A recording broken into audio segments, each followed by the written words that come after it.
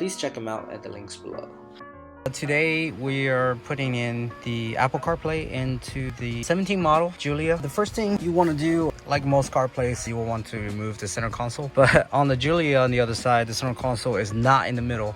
So do not try to undo all this trim over here just to get to the screen or anything. You do not need to touch any of that stuff. The first thing you will do is to remove these screws. They are, I believe, it's a T20 bits screws. You take off 1, 2, 3, and then 4, and then 5 right here. There's also a small panel on the side that goes on the side right here. You just take that panel off first, and then this will come off. Do be careful with the lights. There's 2 interior trim lights in here. These are snapped on, so just when you take this off, these are attached. So just make sure that you either don't lose this pieces, because it's very easily be removed, and it could be lost somewhere. Just keep an eye about it so it doesn't go anywhere. It's clip on to the lights, so once you remove this trim, make sure you just unclip it carefully so you're not pulling any wires or anything like that. And the first thing you would do to get to the actual head unit is there's a small bolt, also another T20 bolt here. You unscrew that, then you can use one of the small prying tool to carefully pry this compartment out. It'll just come off like this, and you can remove it. Once it's removed, you'll see the actual unit is right here. Right now I have it pulled down. This is actually attached all the way up. It's pushed up like that. This unit is actually mounted inside. You see that little two screws right there. There's one right there, and then so there's also another one right there. That's right there, and then another one right there. It's mounted on there. This is the type of screw that's mounted on it, which is going this way. It faces upwards, and you just unfasten these 2 bolts that goes like this, and then you can just carefully pull this down. Before you can move this unit down, there's a small foam vent. You need to take it off. It's attached by this little clip over here. So all you gotta do is use one of these. You just pry out this first part first, top part, and this part, and then you can pry out the second part once this is released out. Otherwise you might damage this clip. Once this comes out, you can just move it to the side, and then you can access this unit, and you can unbolt this unit. Just pull it down carefully. All the wires are up here, you can see. All the wires are up there, and we can go to the next step. All right, so at this step, we do have the head units out from the car. I already did disconnect their main wire, which is this wire right here.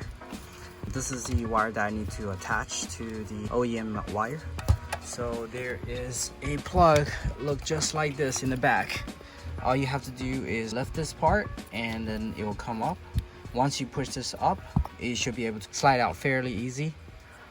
Just be careful you don't crank on it, that you will bend any pins. You don't want to do any of that stuff. We're gonna go ahead and connect the OEM harness into the new harness. And you just have to pull this lever up, make sure this is pointed down, and just plug it in carefully. Make sure you don't bend any pins. You're not trying to force it into the harness. It should just go in very easy. And once it's in, you just have to push this down, and it's locked in.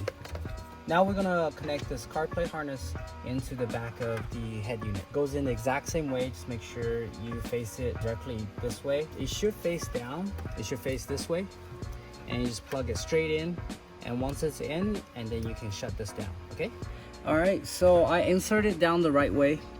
I went ahead, I shifted it sideways so you guys can see this. Once I got this connected, and just push it in carefully. All you got to do is push this lever down and snap it in. This lever should automatically seat this plug, and once it's seated, everything should be very snug and it's inside. All right, so I have everything hooked up. Your main harness, after you get your main cable hooked up in there, it will be this harness right here. The harness in the back right here is hooked up, this one. That's your power, so you hook up the other end to here. And then this is a LVDS wire that you have. It's 2 purple heads. All you gotta do is take out this OEM wire from this purple plug right here. It's very easy. It's just one of these little tabs. You press in and you pull this plug up. unhook very easily. So go ahead, unplug the OEM, plug into this new wire, and then plug the new wire into the head unit in the back. And once that's done, and it's an extension right here, you plug this in. On this end, all you have to hook up is the antenna. This antenna, you need to find a good place to mount this. So I'm gonna mount it near the driver the most. It's probably gonna be under here somewhere. You just find whatever the best that fits. Hopefully it's not anywhere near a lot of metal surroundings, because it'll interfere with the signal. So mount it somewhere like as mostly plastic and away from the metals, and it's not surrounded by metals. Another thing you do need to hook up is the microphone. I already tuck all the wires into this pillar. All you gotta do is I just clipped it on, and then I just put all the wires through here and then inside here. And you just tuck all the wires all the way through, all the way down, and the wires should go all the way down here. Once it's down here, you figure out your length, and once you figure out your length, you can just organize them and tidy up on the bottom, have everything down. I'll show you once I have everything tidy up. It's very essential to have the microphone plugged in. The microphone is right here, the plug. It will say mic over here. It's on this main wire that you plug in. You plug it in. What I would do, just in case this will disconnect anytime, I use electro tape to tape over this thing, so prevent it from disconnection in the future. All right, another thing that you need to make sure you're aware is it's depending on the screen size of your car. There's switches over there. There's a 6.5 inch screen and the 8.8 inch screen. In this case, this one does have a bigger screen. It's the 8.8. So the switches are switched down. So you just match exactly what it says over here on the bottom, and everything should be good to go. Anyways, before you switch any switch, make sure there's no power to the module. You disconnect the big power wire before you switch to anything, and then you can flip any switches you want. Once all that is connected, make sure you test your system. You can go ahead and turn on your car. To activate Apple CarPlay, I've already connected my phone into the car. So to activate it is to press menu. So once you press menu, it will toggle onto that page. So once you toggle it in, you're gonna see this menu. Once you see this menu, go ahead and go to Bluetooth and find what the car module Bluetooth is and connect through the car module Bluetooth. Once you connect to the car module Bluetooth, it's gonna prompt you to connect to Apple CarPlay. It should have 3 prompts. The first prompt is to connect to the Bluetooth. Second prompt is gonna ask you about the contact information that if you wanna sync it, you can say yes or no. It's depending on how you wanna do it. And the third one is said, would you like to use car Apple Play? And just go ahead, press yes. Once you press yes on the car Apple Play, you should go into this menu. So once you connect it, everything works well. This is actually very fast. There's no lag or anything at all. And now I'm gonna go ahead and tug everything back in. It looks like everything is plugged in, so I just need to find a good place to mount this thing inside the car. You can easily set this right where inside this little cubicle is. So over here, there should be plenty of room over here, so you can go ahead and put the module box right here. Just get some double-sided tape to tape on this thing, and then you're able to mount that in the back. Alright guys, I went ahead and tightened up with the zip tie with the extra wires that we have here. I could use another extra zip tie to make it tidy, which I'm going to do in a bit. And once you have all this tidied up, you can tuck this from behind, and that vent over there, this foam vent, will go right under it. Therefore, all these wires will be hidden and put away.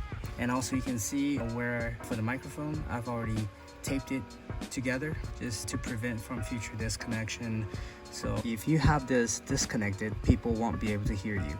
So you have to make sure have a solid connection always at all times. I already pushed up the head unit here. There's just 2 bolts in the back, and you just have to really be careful with the guardrail. Just follow the guardrail, slide it up. Those things go in front of the guardrail.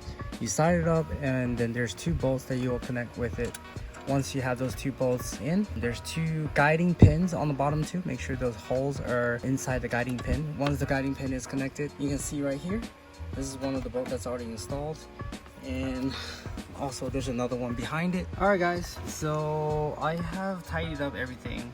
I put the foam vent back into where it's supposed to be. The wires are tucked above the foam vent, and I used a couple zip ties and also the twisty ties to tidy up all the wires and just tucked it up there, and that goes right above where these foam vents goes. Once that is already tucked in, everything is good to go. All you need to do is I'm gonna put this compartment back, this little small box back. So I'm gonna put this over here.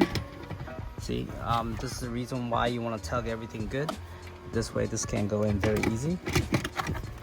Once that's in, you just have one screw right here to put it in. All right guys, so I'm just ready to put up the lower panel. I left the USB over here, so whoever the user is, they can update their USB here, or they can tuck it in it. So there's a little cubicle right here.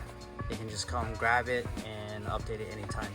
I did put the antenna on right here on the lower part, so that's where the most plastics are, and it's the closest, I guess it's the closest where you'll establish a better connection once it's closer to your phone. All right guys, now I'm ready to put the lower panel into the bottom. All you gotta do, just insert to the back first. Make sure you are able to clip these lights in. One is over here, one is towards the back right here actually, and there should be 2 clips over there that just dropped. Make sure you clip it in, and once that's clipped in, and just carefully mount it back up. So I hope you guys enjoyed this video. Please subscribe if you can, and you guys take care.